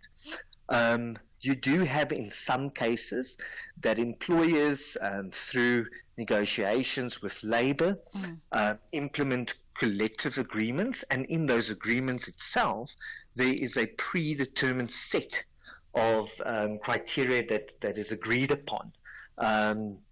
In some cases people say performance, but that can only be done where there's really those kind of agreements in place, because again, like I said earlier on, you want to try and stay away from the fact to say, I want to get rid of the bad apples, so to speak, because that's not what the process is really about. So there's a variety of selection criteria that can be discussed, that needs to be considered, and where an employer opts not to go with a particular proposal, be that proposal made by a trade union or the employees affected, the employer must be able to justify its decision for not wanting to go with that particular proposal. Ultimately, many times people don't manage to reach an agreement, but and then it's the employer's prerogative to make a final decision. But the employer is the party that would ultimately have to justify its decision or its criteria. Got you. Titus Vessels, thank you so much for the time. Always a pleasure. That is where we hold it with this conversation this afternoon. It's just a few seconds before 2:30 exactly on the dot. And we thought that we would give a congratulatory shout out to the collective team of the newsreaders for SAFM, and of course in particular Eva Chipa, Luyanda Mahume and Zolega Kotasha, who have respectively been nominated in the category of Best News Reader. So let there be no infighting over the next couple of weeks as we build up to the winner announcement. If one wins, we all win, and we all celebrate whoever our winner is going to be. Congratulations once again to Eva Chipa, Luyanda Mahume, and of course Zolega Kotashe. Standing by with the news is Ondela. Thank you, Bridget. In the news headlines, Police Minister Senzo Mkhulu, together with representatives of the Defence Ministry, are expected to visit the Stilfontein area near Klerksdorp in the northwest tomorrow. Former ANC Treasurer General Matthew Sposa says that the party was buried at the 2007 Bulugwana conference. Sposa made the comments today during his interview with SABC News to discuss his political memoir, Witness to Power. And the main island of the Philippines is under the highest level of weather alert as Super Typhoon Usagi makes landfall. And full update follows at the top of the hour. EFC 119 is live this Thursday with a stellar main event featuring interim champion Terrence the Black Panther Balelo and Edson the Trapdoor Spider Machavani vying for the genuine 24-carat flyweight title, whilst the co-main event will usher in a new era. South Africa's Dana Van Wyk and Nigeria's Juliet Chukwu battle it out for the 135-pound golden buckle. EFC 119 from the World Sports Betting Arena. Watch it on SABC Sport Channel on DTT Channel 4 from 7 p.m. Brought to you by SABC Sport. The SAFM Playwriting Competition is back. After receiving hundreds of entries last year from South African writers of different ages and ethnic groups sharing their stories, now the time is yours. It's your story. You decide. SAFM invites all writers to explore the medium of sound, the theatre of the mind, and to create a 1-hour radio play in English. Get writing now and submit your play before the 3rd of February 2025 for a chance to win one of 3 large cash prizes. For more information, visit safm.co.za. SAFM, leading the conversations that move us. Eskom has made it easy for you to recode your meter. Customers must recode meters by the 24th of November 2024. All Eskom customers are reminded to recode their prepaid meters before the 24th of November. If your meter is not recoded, it will not accept legally bought prepaid electricity tokens. Eskom has made this process easy for you. They've pre-coded all meters and they are ready for you to now recode your meter yourself. To do this, simply go to any Eskom approved electricity outlet and buy an electricity credit token. Their teams are standing by to help you.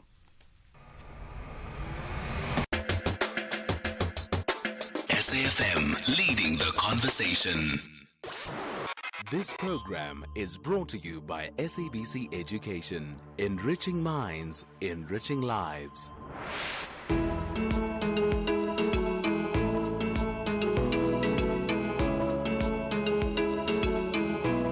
Side by Side. Good afternoon and welcome to Side by Side. If you're tuning in, it means you're ready to learn, connect, and support the health and happiness of your child. We're excited to be part of that journey with you. Here we know that you're the biggest influence in your child's life, and we're here to back you up with insights and expert advices that make parenting just a bit easier. Brought to you by the National Department of Health, Ilifa Labantwana, and the SABC Education.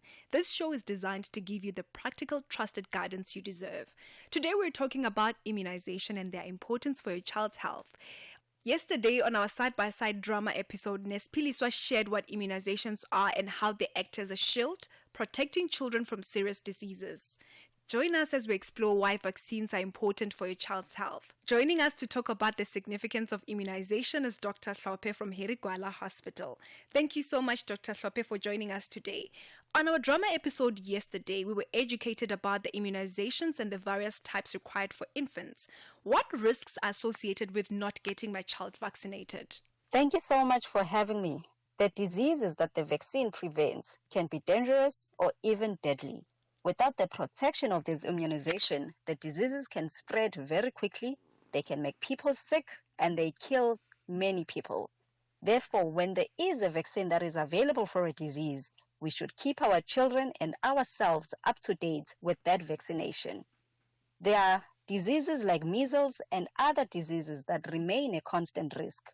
We are so fortunate to have the protection of the immunization against these diseases. Vaccination is the best way to protect your child from unpredictable, serious infectious disease, and vaccination protects your child and the children in your community. Dr. Hlophe, you mentioned measles. What other diseases can be prevented through vaccinations? So the immunizations are available for a multiple of the deadly diseases. These include chickenpox, flu, which we call the influenza, the diphtheria, the hepatitis A and the hepatitis B, the Haemophilus influenza, the measles like we have mentioned, the meningococcals, the mumps, pneumococcal, polio virus, rotavirus, rubella, tetanus, and a whooping cough. So what happens if there are no vaccinations available or if I'm denied service due to clinics' high volume of patients? So it is very important that the child and the mother still needs to go to their healthcare clinic and they need to carry their health booklets. If you did not go on this date, it is important that you may arrive at the clinic for immunization and find that the staff is too busy or that there is no stock of the immunizations. So this may happen because the clinics are overloaded. You may be asked to come back at a less busy time or when the staff is expected to have the stock of the immunizations. So the clinic staff should not outright refuse to immunize your child. If that happens to you, please leave a message on the Side by Side Facebook page with the name of the clinic. If you have tried and you have been unable to immunize your child, don't worry. The Department of Health has set up plans for your children to carry out their immunizations. Your local clinic will tell you when to come back to do the catch-up immunizations. The areas and the dates where the catch-ups will take place will be shared on the Side by Side Facebook page. What you need to do is to search for the Side by Side SA on your Facebook page. Now, what about the older children who receive immunizations at school in normal times? So the HPV vaccine is given to girls 9 years older at the school. There's also the TD vaccine, which is vaccinating against the tetanus that is given at 6 years and at 12 years of age. The HPV is only given at schools at the moment, but you can do a follow-up with your clinic. There will be no catch-up of the HPV vaccine this year, but the Department of Health and the Department of Education will share further information about the next year's immunizations once they are ready. You can also take them to the clinic to receive the HPV vaccine that protects them against the cervical cancer. The TD vaccine is usually given in schools, but can also be given at the clinic. And the most important dose of the TD vaccine is at 6 years. If you have a 6-year-old who has not received the TD vaccine at school, you must take them to the local clinic to receive it.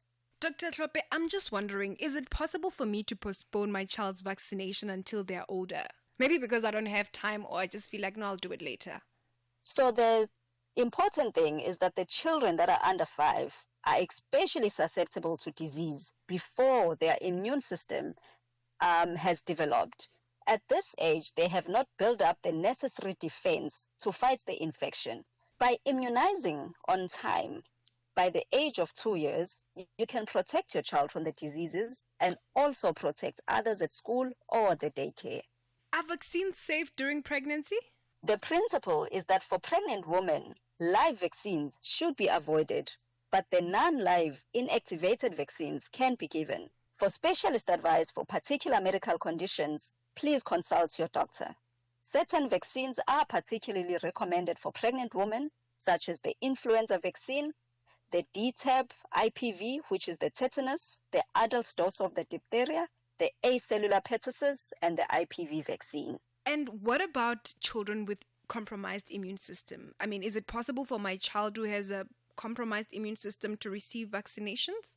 Of course. The principle with the children that are sick and that have weak immune system, such as those that are born with immune deficiency or those that are recovering from cancer or taking medication that weakens their immune system, live vaccines should be avoided. But the non-live inactivated vaccines can be given. In fact, live vaccines become even more important to protect the person from possible further infections. Thank you so much, Dr. Tlhophe, for joining us today. In closing, can you please just elaborate the live vaccines and the non-live vaccines, what they entail? So there are several different types of vaccines. Each type is designed to teach your immune system how to fight off certain kinds of germs and the serious diseases that they cause. The inactivated vaccines usually don't provide the protection or the immunity that is as strong as the live vaccines. So you may need several doses of the inactivated vaccines over time, and those other shots, we call them the booster shots, in order to get an ongoing immunity against the disease. The inactivated vaccines are used to protect against the hepatitis A, the flu vaccines, the polio, and the rabies. The live vaccines, they create a strong and a long-lasting immune response. Just 1 or 2 of the doses of most of the live vaccines can give you a lifetime of protection against a germ or a disease that it causes. The live vaccines are used to protect against the measles, the mumps, the rubella, the rotavirus, the smallpox, and the chickenpox. Thank you so much. Thank you for listening to Side by Side, the show that supports you to give your child the best possible start in life. Brought to you by the National Department of Health, Ilifa Labantwana, and the SABC Education. Join the conversation with other caregivers on our Facebook page at Side by Side SA and look out for more great content. Join us again same time next week when we talk about the nutrition for children aged 1 to 5 years.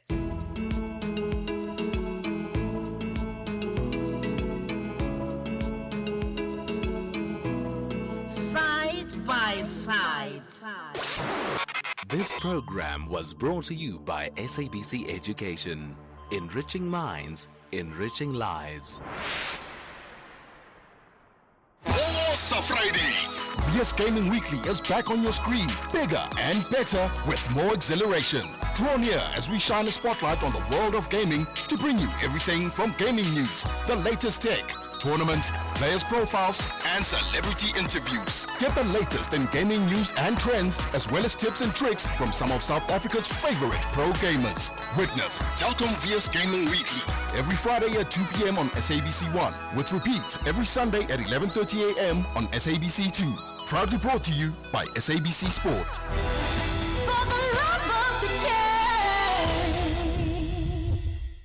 If you think you cannot afford a lawyer, think again. Clientele Legal has made professional legal services affordable for you. Whether it's a civil, criminal, or labor-related matter, we have a nationwide panel of attorneys standing by to assist you.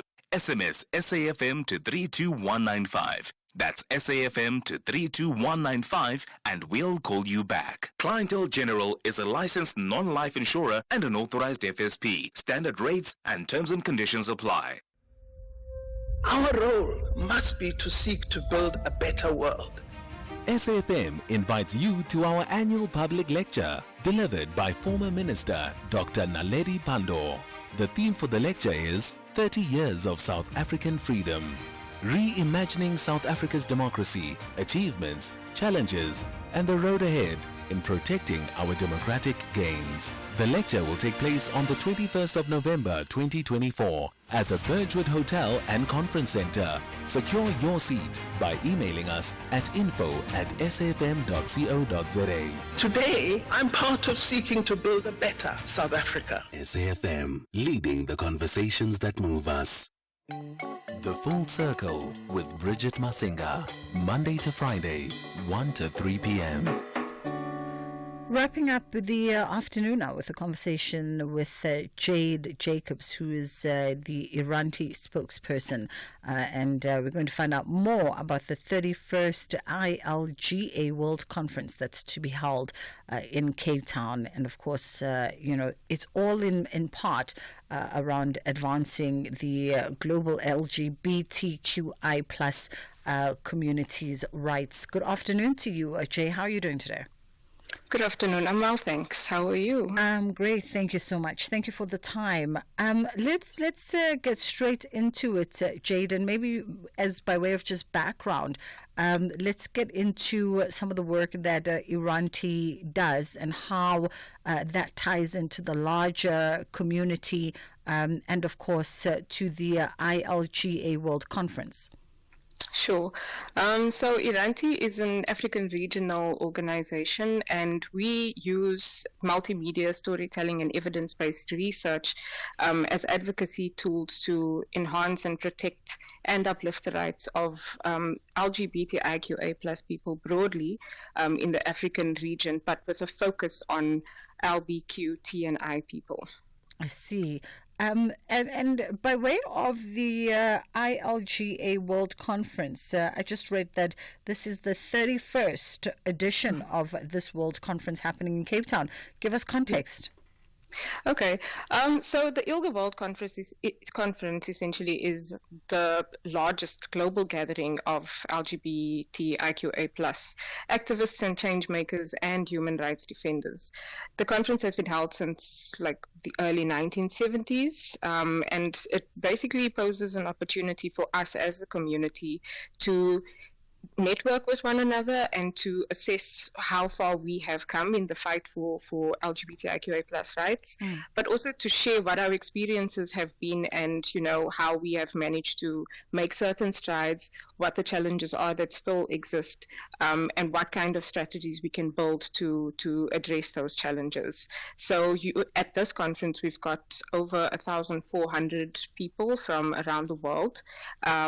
And, there's with the current global context of LGBTI plus rights and the ways in which those are being challenged, it's really an incredible space to be in, and to see how we're going to advance our rights as a collective. And talking about, the current global climate, even domestically on the continent, we've seen a real sort of conscious and targeted attack at reversing the rights of LGBTQI A plus communities, especially focused in certain territories. Not to say that we are getting it 100% correct in South Africa, but certain territories that we've definitely seen, an infringement of those rights in the most inhumane ways. So what is the significance of a conference like this coming to South Africa, coming to South Africa and essentially coming to Africa, given that context? Yeah, I think by virtue of being in South Africa, the conference right now is an African conference, and it's extremely significant because it really brings light and attention to the issues that you're speaking to, right? And to the violations and the absolute brutal violences that we as a community are facing. And so I think that having it here in Africa means that we had the opportunity to have an increased participation from other people in Africa.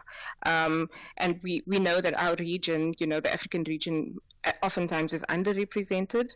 And so this really, it gives us the opportunity to present ourselves and represent ourselves as African people, to speak to what these issues are. And even as South Africa, we have the opportunity to kind of tackle some of the underlying issues, because as you say, we are sort of, in many ways, people see us as being at the forefront of rights, with our constitution and the protections that we have. But with the backlash that's going on at the moment, trans people, gender diverse people, and intersex people are particularly vulnerable. And so we have the opportunity to also address these issues, in an intersectional way, looking at class and race and orientation and identity and so on.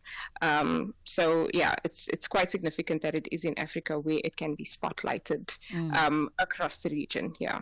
Speaking about those intersectional challenges within the community and just societally at large, let's talk about the sort of the importance on honing in on those dynamics, race, disability, socioeconomic status, because they form a large part of the conversation when it comes to representation and inclusivity and diversity.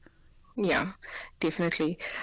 So yeah, that is definitely true. And I think that we again, we are leveraging this opportunity to have critical engagements and using a collaborative approach to strategizing, to kind of also gain insights into what the specific issues are at these various societal levels of class and race and socioeconomic status. And it's helping us to raise our voices as global South people and to speak to people from the global North and say, these are the issues that we're facing. There's lack of access to resources. There's lack of access in the ways that, the disability rights movement is working to try and gain more access to rights. And these are the things that need to be discussed in very critical ways and ways that are going to uplift us on an intersectional level, because the fight is not just for queer people, it's also for the other marginalized groups that exist as well. Yeah. And by way of initiatives and strategies, that are going to be up for discussion, when we talk about improving inclusivity for marginalized subgroups within the LGBTQI plus community, there's oftentimes even within the community a challenge around issues and how those issues affect different people within different subgroups. Jade's experience is different from a Bridget's experience or anyone else's experience. Based on so many factors. Does this provide a moment also for just the community to just come as a collective as well, just for also that internal introspection around when the conversation goes out into broader society around inclusivity, around diversity, is it a conversation that is inclusive of the very many different representations of people and culture within the community itself? Yeah. So again, it's oftentimes there have been moments in time where the option for having those inclusive conversations in the ways that we want to have not happened. And this is something that in the sessions that I've been attending, I've seen that people are bringing those things to the fore and saying, using their voices and saying that at a global level, we need to be engaging with one another to ensure that all of us are pushed forward, in the fight for freedom, in the fight for access to rights. So it's definitely something that I think is coming up a lot more during this conference. And I think that there are going to be some very significant changes that are going to come out of this. Yeah. By way of support, what can global allies do to just actually meaningfully and impactfully support the LGBTQIA plus communities? And especially when we look at we look at countries on our continent that have really just rolled back and trampled on human rights. What can we do as South Africans, and I guess to sort of propel this conversation and challenge this conversation with our own brothers and sisters on the continent? For sure. We definitely need to firstly recognize and acknowledge that all oppressions are connected. And so here in South Africa, we've got a lot more access than what other countries do, other countries on the continent.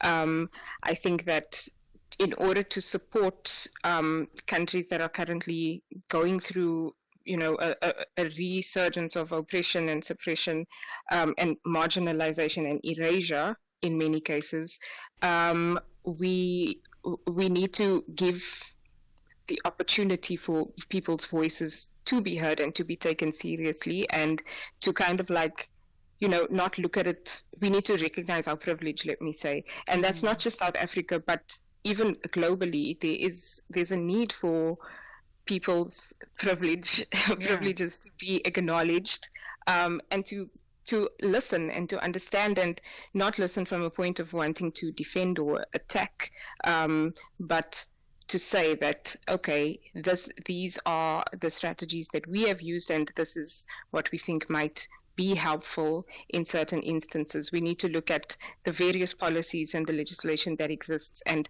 how we have made strides to shift what was before, to where we are now. And it's really about giving space and listening and hearing from the people who are going through this oppression to tell us what it is that they need, and offering that to them, and not trying to look at it from the space of, we are in a better position, therefore we know better. Because if you don't have the lived experience, there's no way you can know better. So I think it's just, having that space to allow people to say, this is what we need, and this is what exists in our context, and this is why this will work and why this will not work for us. But another way that people can support is, honestly, people need resources, people need money, and we need, our partners and friends and donors and whoever in our space and also in the global north to heed that call and, offer resources where it can be offered. And it might not be financial resources, but also sharing knowledge and sharing networks and, other sorts of initiatives that might have worked within this space to protect us. And then also just kind of engage with, if you are an ally, engage with your people, your family, your friends who might not be as progressive as you are, and sort of highlight what the issues are that you understand and why it's important for them to shift perspective and to be more supportive of queer communities and other marginalized communities as well. As we wrap it up, Jade, just final thoughts. I'd love to sort of just find out the perspective when it comes to, we often talk around healthcare policies, for instance, and healthcare equity. And most of the times, marginalized communities are at the center of such conversations.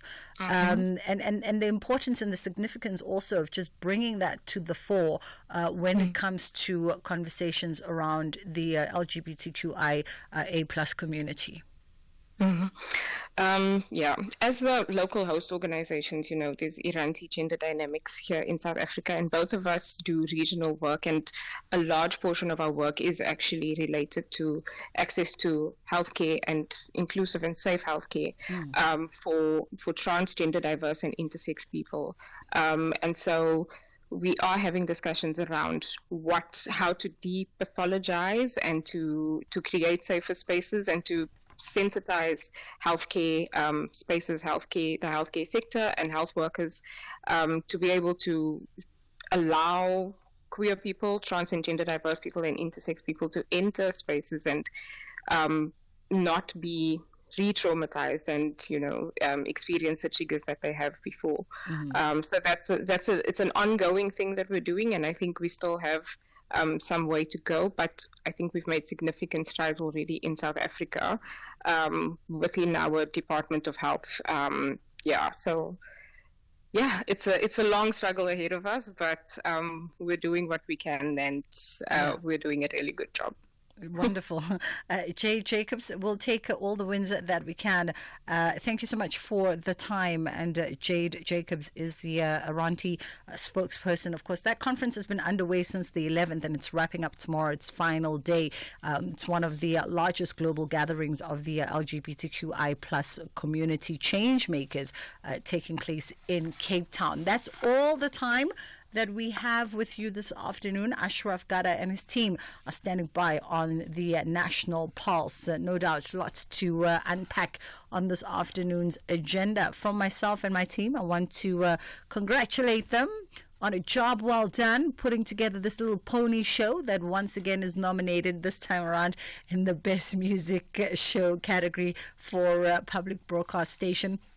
I think we're still trying to get our grist on the best music category, but we'll take the nomination, we'll take the recognition, we'll take the nod indeed. And to all of our colleagues on the station as well that have been nominated for their respective shows, including Michelle Constant and of course Stephen Curtis. Congratulations to everybody. We'll see you tomorrow as we wrap up the week from our end on The Full Circle with myself, Bridget Masinga. Inshallah, God willing, we do it again. Our role must be to seek to build a better world. SAFM invites you to our annual public lecture, delivered by former Minister Dr. Naledi Pandor. The theme for the lecture is 30 Years of South African Freedom, reimagining South Africa's democracy, achievements, challenges, and the road ahead in protecting our democratic gains. The lecture will take place on the 21st of November 2024 at the Birchwood Hotel and Conference Centre. Secure your seat by emailing us at info@safm.co.za. Today, I'm part of seeking to build a better South Africa. SAFM, leading the conversations that move us.